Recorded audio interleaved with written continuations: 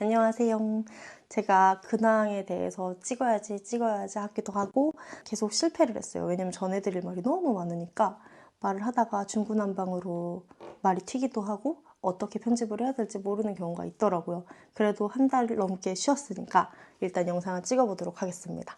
일단 여러분들이 궁금해할 것은 아마 희수의 초등학교 생활이겠죠. 지금 입학 시즌이기도 하고 졸업하고 초등학교 입학을 기다리는 분들도 많을 거고요. 특수학교가 너무 적으니까 아마 대부분 일반 학교 도움반을 가지 않을까 싶어요. 희수도 작년에 일반 학교 도움반에 들어갔고요. 저희는 과미를 가냐 시골 학급을 가냐 또 되게 고민을 많이 했는데 둘 다 정할 수가 있었거든요. 저희가 사는 곳은 시골이라서 굉장한 과밀 학교도 있고 굉장히 학급수가 적은 학교도 있었어요. 결국 결정을 했던 건 과밀인 동네 학교를 보냈습니다. 큰 학교를 보냈고 1년을 무사히 보냈습니다. 무사히라는 것에는 많은 내용이 있겠죠? 누구나 생각하듯이 우당탕탕 1학년 생활입니다. 1학년은 작은 짐승이라고도 표현을 하더라고요. 꼭 도움반 친구가 아니더라도요. 희수는 3월에 입학을 하고 늘봄 학교라는 전국적으로 시행을 하는 돌봄 프로그램이 있는데 일단 저희 학교는 도움반 친구라고 해서 방과 후나 늘봄 프로그램, 돌봄 프로그램 같은 거를 제지하진 않아요. 하고 싶으면 해라. 그리고 저는 어떤 거든 도전을 해본 뒤에 안 되면 포기하자라는 주의라서 그 늘봄 교실을 신청을 했었어요. 그런데 3월 한 2주를 보내고 나서 희수가 늘봄 교실에서 무단으로 이탈을 했습니다. 그래서 학교를 나가서 배회를 했고요. 하필이면 그날 제가 이제 희수가 어느 정도 학교 적응을 너무 잘하는구나 하고 마음을 놓고 저희 집 강아지를 데리러 가야 돼서 당진을 갔었어요. 그리고 남편은 장례식이 있어서 되게 멀리 가 있었거든요. 그런데 연락이 왔죠. 갑자기 동네 친한 동생에게 희수가 지금 밖을 나와서 배회를 하고 있다. 근데 지금 정규 시간인데 너무 놀랐습니다. 1시간 거리니까요. 그래서 어떻게 해야 되지라고 생각을 했는데 어떻게 하겠어요. 머리가 하얘지고 그냥 동네 동생이 희수한테 학교 다시 들어가자라고 했는데 싫다고 하더래요. 그래서 그럼 이모 집 가서 엄마를 좀 기다리자 해서 그 동생이 희수를 맡아줬고 제가 너무 서운했던 건 희수를 그렇게 동생이 데리고 있고 제가 1시간 뒤에 애를 찾으러 갔잖아요. 그 사이에 학교에서 어떠한 연락이 없는 거예요. 그러니까 저는 이제 막 입학을 한 상태고 아이는 도움반인데 이게 만약에 동생이 발견하지 못했으면 어떻게 됐을까라는 생각이 너무 아찔해진 거죠. 물론 제가 누군가에게 책임을 물을 만한 일인지는 다 파악을 해야 끝난다고 생각을 했어요. 그런데 그날 하필이면 또 개별화 회의가 있는 날이었습니다. 4시에 선생님들을 서운함을 안고 만나게 된 거예요. 그 일이 일어나고 아이가 어떻게 그 친구 집에 가 있는다고 말하고 제가 도움반 선생님한테 연락을 드렸죠. 깜짝 놀랐으니까. 근데 선생님이 전화를 안 받으셔가지고 문자로 바쁘시냐고 했더니 지금 좀 바빠서 이따가 만나서 이야기하자라고 답이 오셨어요. 그러니까 선생님은 어떤 그런 큰일이 있었을 거라고 생각을 못했겠죠. 근데 제가 무서웠던 건 애가 없어졌는데 그 누구도 희수에 대해서 모르고 있었다는 거예요. 그래서 개별화 회의를 갖고 물론 화를 내진 않았습니다. 왜냐면 3월이잖아요. 모두가 정신이 없을 때고 이게 어떻게 된 일인지 아직 파악이 안 됐으니까 제가 차근차근 이야기를 했어요. 담임 선생님이 정규 시간이 끝나고 인계를 할 때 숫자를 세어서 아이들을 보낸대요. 그때는 희수가 있었다고 해요. 생각해보기론 희수가 늘봄 교실을 가기가 싫다고 전날에 말을 했는데 선생님께 저는 항상 학교에 가면 선생님한테 말을 하면 선생님이 들어줄 거야 라고 말을 했고 선생님은 늘봄 교실에 가는 시간이 원칙이니까 늘봄 교실은 가야 해 라고 말을 한 거예요. 다음날에 늘봄 교실 가라고 하니까 인계할 때까진 가만히 있다가 중간에 빠져나온 것 같다라고 말씀을 하시더라고요. 늘봄이라는 게 이제 막 시행이 돼서 외부 인력들이 와서 하는 거기 때문에 늘봄 선생님과 제가 연락을 해서 말할 일이 없었어요. 당황했던 건 그 늘봄 교실까지 이동했을 때 애가 빠졌다면 늘봄 교실에 착석을 했을 때 그 수만큼의 아이가 있는지 확인을 아예 안 하는구나 라는 게 조금 당황스러웠고 이 부분은 전달해달라고 요청을 했습니다. 선생님들한테 이 말은 했어요. 제가 믿고 희수를 보내는데 이런 사건 사고에서 사실 누구의 실수도 아니지 않냐, 잘못도 아니고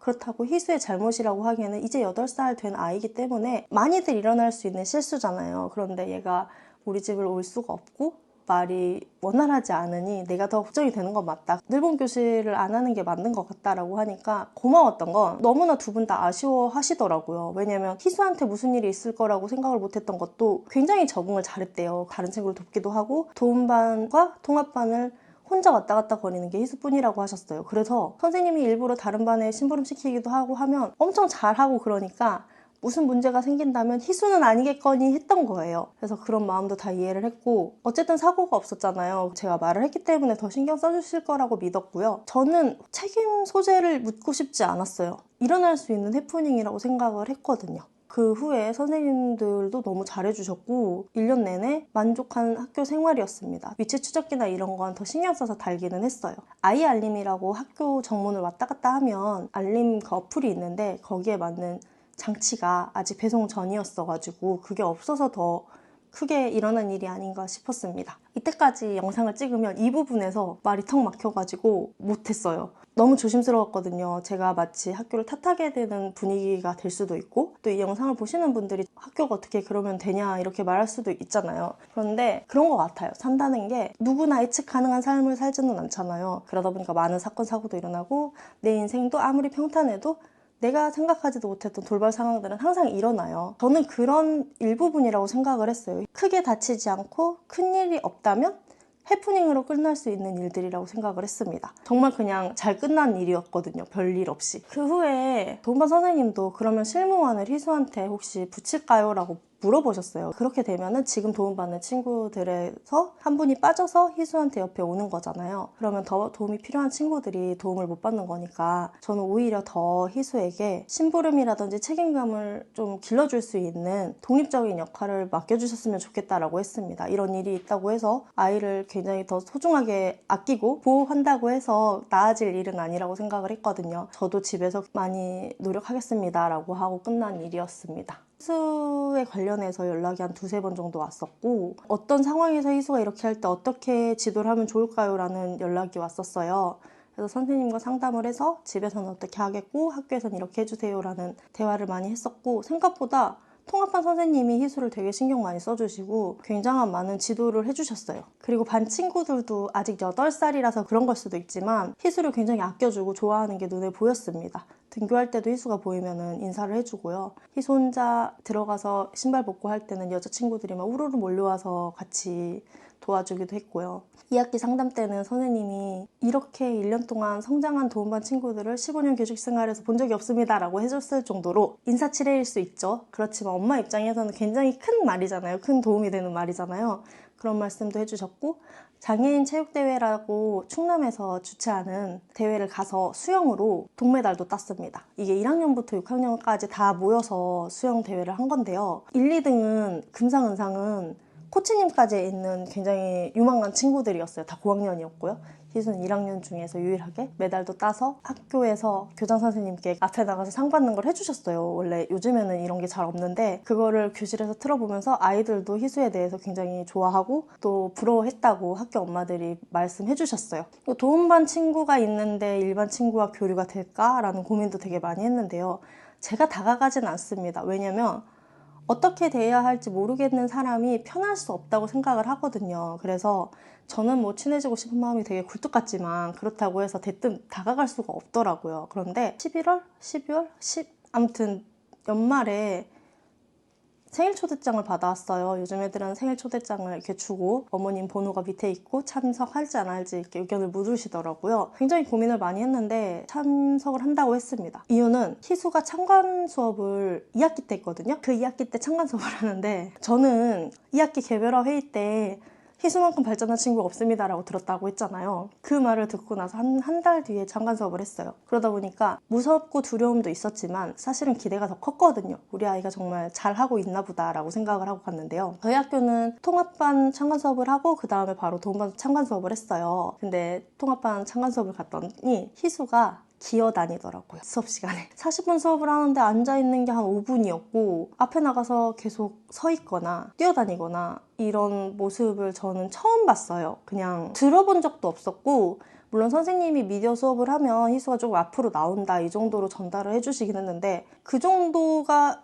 아이의 평상시 모습이었다면 내가 이 학교를 보내는 것 자체가 잘못이다라고 생각이 들 정도로 굉장히 좀 충격적인 모습이었습니다. 참관 수업이 끝나고 도움반 때는 너무 잘했거든요. 좀 원망스럽더라고요. 도움반 수업 시간 말고 반에서 좀 잘하고 여기서는 조금 풀어줘도 되는 거 아닌가라는 생각을 했거든요. 다시 생일 초대로 돌아오자면 그래서 가야 된다고 생각을 했어요. 사과도 드리고 싶었고요. 그 순간에 어떻게 생각을 하셨는지 좀 궁금하기도 하더라고요. 그 생각도 했죠. 이게 정말 그냥 희수를 초대할 생각이 없는 초대장인데 그냥 아이가 너무 착해서 준 건데 우리가 간다고 하는 건 아닌가? 그래도 다행히 어머님이 너무 반갑다면서 오라고 하시더라고요. 이제 문자에는 도움반 친구인데 혹시 가도 될까요? 라고 했더니 답장도 너무너무 감사하게 온 게 책을 좋아하는 친구라고 들었습니다. 오면 너무 좋을 것 같아요. 라고 말씀을 하신 거예요. 그래서 정말 가는 순간까지 너무 무섭더라고요. 그분들이 나를 만나기 싫을 수도 있잖아요. 다른 분들이. 근데 갔더니 제 인스타를 봤다는 분들이 너무 많았고 제가 작년에 출간을 했는데요. 제 책도 선물로 가지고 왔거든요. 책 선물도 너무 좋아해 주셨고 희수에 대해서도 창간 수업 때 다 자기 아이들만 보느라 별로 생각을 안 했고 어차피 아이들도 집에 가서 희수 이야기를 종종 하는데 그때마다 좋은 이야기를 많이 해줬다고 하더라고요. 그러다 보니까 그냥 저 친구가 지금 낯선 사람들이 많이 와서 좀 힘든가 보다, 재밌나 보다 이런 식으로만 생각을 하셨다고 저에게 다들 말씀을 해주셨습니다. 8살이라는 게 저한테는 굉장히 끝같이 느껴졌거든요. 뭔가 오지 않을 나이처럼 느껴졌던 때가 있었어가지고 이렇게 잘 보낼 거라고 생각을 못했던 것 같아요. 너무 좋은, 상상도 못했던 좋은 시간을 보냈었고 우리가 굉장히 안 좋은 케이스들은 많이 보잖아요. 뭔가 사고가 일어나고 아이가 적응을 못하고 뭐 학폭에 휘말리고 저도 항상 그런 생각들만 했었거든요. 그렇지 않더라고요. 오히려 더 재밌고 즐거운 1년을 보냈고 고마운 사람들은 항상 존재하거든요. 존재했고 뭐 제가 지금 호르몬이 유동치는 시기라서 갑자기 막 울컥했는데요. 울진 않았습니다. 제가 ADHD 판정을 받고 약을 복용하고 있습니다. 성인 ADHD일 거라는 확신은 꽤 오래전부터 있었는데요. 남편이 병원 가서 진단을 했는데 아니라면 정말 나랑 살 자신이 없다. 이렇게까지 말을 해서 몰래 가서 검사를 했고요. 지능검사와 ADHD 주의력 검사를 다 같이 했어요. 다행인 건 지능은 좀 높았어요.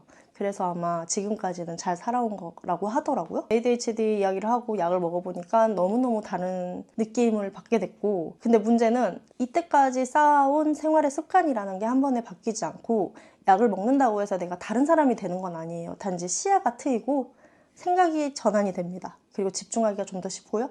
미루던 일을 좀 미루지 않게 되고 짜잘짜잘한 소비 욕구가 굉장히 심했거든요. 그게 확 줄어요. 그러니까 자꾸 자극을 추구하는 거라고 하더라고요. 그것도 일종의. 그리고 제가 하기 싫은 일은 절대 안 하던 사람인데요. 그런 면에서 남편에게 아주 미안했습니다. 청소라든지 정리라든지 이런 부분이 하기 싫기 때문에 왜 해야 되는지 모르는 그런 느낌이 조금 있었어요. 그래서 평상시 생활에 일상생활에 남편이 없었다면 굉장히 힘든 삶을 살지 않았을까라는 생각을 했습니다. ADHD 약을 먹어보니까 희수가 일견 이해가 되는 부분이 되게 많았고요. 메디를 먹으면 애들이 입맛이 떨어지잖아요. 콘서타를 먹고 있는데 콘서타가 메디랑 같은 계열로 뭐 비슷하대요. 그래서 식욕이 뚝 떨어지는데 이게 정말 먹기 힘들 정도로 식욕이 많이 없구나라는 생각도 했고 또 용량을 늘리다 보니 한번 구역질로 이렇게 부작용이 온 적이 있어요. 헛구역질을 계속했죠. 이것도 너무 힘들더라고요. 희수가 부작용을 겪고 있을 때 대수롭지 않게 넘기진 말아야겠다라는 생각을 또 하게 됐습니다. 저의 1년을 좀 더 이야기하자면 1년 동안 되게 많은 일들이 있었는데요. 책을 일단 출간을 했고요. 에세이식으로. 그리고 인스타 활동을 더 많이 하고 있어요. 이게 왜 그런가 했더니 ADHD 진단받은 것과 이어지는 부분인데요. 저한테는 유튜브 롱폼이라는 게 너무너무 어려워요. 특히 브이로그. 시간에 맞춰서 어떤 장면을 찍고 이어붙이는 거죠. 그런데 ADHD에게는 시간에 맞추다, 계획을 세운다, 정리를 해서 편집을 한다. 이 모든 게 너무너무 어렵거든요. 근데 인스타는 굉장히 짤막짤막하고 제가 그때 떠오르는 글들을 쓸 수가 있어가지고 굉장히 재밌게 하고 있었고요. 저는 되게 부족한 사람인데 너무 많은 분들이 공감해주시고 좋아해주셔가지고 잘 되고 있습니다. 제 기준에서는 그래요. 남들이 봤을 때는 별거 아닐 수 있지만. 그리고 인스타에서 공구도 많이 하고 있는데 일반적인 물건들은 아니고요. 교구 같은 거 있잖아요. 센터에서 쓰는 교구라든지 센터에서 활용하는 책 그리고 아이들한테 필요한 것들. 허기족기도 한번 했었고 자폐 스펙트럼 장애 아이가 디자인하는 무신사에도 입점된 의류에 대해서도 공부를 한번 했었고 또 자폐 관련한 행사에 가서 강연도 한번 했었고요. 북토크도 했었고 책은 이런 것도 해요. 청근아 교수님의 책 이런 거, 그리고 뭐 센터에서 만드는, 언어치료사가 만드는 이런 치료사분들하고 컨택을 해서 개인적으로 진행하기도 하고 보람찬 날들을 보냈습니다. 돈은 그렇게 많이 되지는 않습니다. 다들 오해를 하시는데 공부를 한다고 부자가 되진 않더라고요. 근데 내가 아이를 키울 때 필요했던 것들이 이렇게 누군가 소개를 하고 역할을 제가 할 수 있다는 게 너무너무 영광이에요. 항상 하면서도 그 생각을 해요. 네이버 카페도 만들었는데요. 그 팩스 아시는 분들은 아시겠지만 제가 예전에 희수가 어릴 때 무바라 때 팩스 관련한 치료를 하고 싶었는데 그때 당시 팩스에 대해서 할 수가 없었어요. 자료도 없었고 가격도 너무 비쌌고요. 어떻게 팩스 지부장님이랑 연결이 돼서 네이버 카페를 만들어서 월 5명씩 무료로 35만 원짜리 워크숍을 제공해 드리기도 했어요. 지금도 하고 있는데 팩스 그 워크숍이 매달 있는 건 아니어가지고 있는 달만 진행을 하고 있습니다. 그리고 최초로 팩스 바인더도 공부를 진행하게 됐고요. 그런 활동들을 되게 많이 하고 또 줄어든 건 희수와의 여행. 남편이 퇴사를 했거든요. 작년에 퇴사를 하고 지금은 일용직으로 다니고 있어요. 노가다라고 하죠. 남편도 이렇게 말해도 된다고 했으니까. 건설 일용직으로 일을 하고 있어가지고 저희가 항상 다니던 여행은 확실히 줄었어요. 못해도 한 달에 한두 번은 어딘가에 자고 하는 활동을 많이 했는데 남편의 안정을 위해 어떤 부분에 있어서는 확 줄이는 부분도 있어야 된다고 생각을 했고 희수도 8살이 되니까 그렇게 자기 이제 고집이 생기니까 어디에 나간다고 했을 때 싫다고 할 때도 많고 좀 저렴한 곳 위주로 많이 돌아다녔습니다. 그래도 포기하지 않는 건 해외여행. 이번에도 또 끊었어요. 보홀로. 근데 오해하시는 분들이 있는데 해외여행도 저희는 거의 저가들만 찾아다닙니다. 가서 아이가 활동하고 기억에 남는 게 최고라고 생각을 하니까요. 이번에도 보홀로 정했는데 보홀을 가게 된 계기가 여행지를 정하고 있는데 희수가 갑자기 옆에서 나 고래상어 다시 보고 싶어 이러는 거예요. 저번에 세부에 갔을 때 고래상어 투어를 했었거든요. 보홀에 가면 1시간, 2시간이면 할 수 있다더라. 이것 때문에 그냥 여행지를 바로 정했습니다. 이렇게 살고 있는 것 같아요. 저는 9살의 희수도 되게 기대가 되고 아이가 어느 정도 컸는지는 영상으로 보여드리고 싶은데 일단 인스타에는 조금 올라가 있고 영상도 유튜브 영상은 준비를 일단 해보겠습니다. 콘서트를 먹고 해보겠습니다. 여러분들도 다 잘 지내고 계셨으면 좋겠어요. 제가 중간에 청승 떤 게 나갈지는 모르겠지만 최대한 잘라보고 눈물이 조금 보인다면 못 본 척 해주셨으면 좋겠습니다. 새해 복 많이 받으시고요. 항상 감사하고 있어요. 저의 그런 첫 발자취는 유튜브였거든요.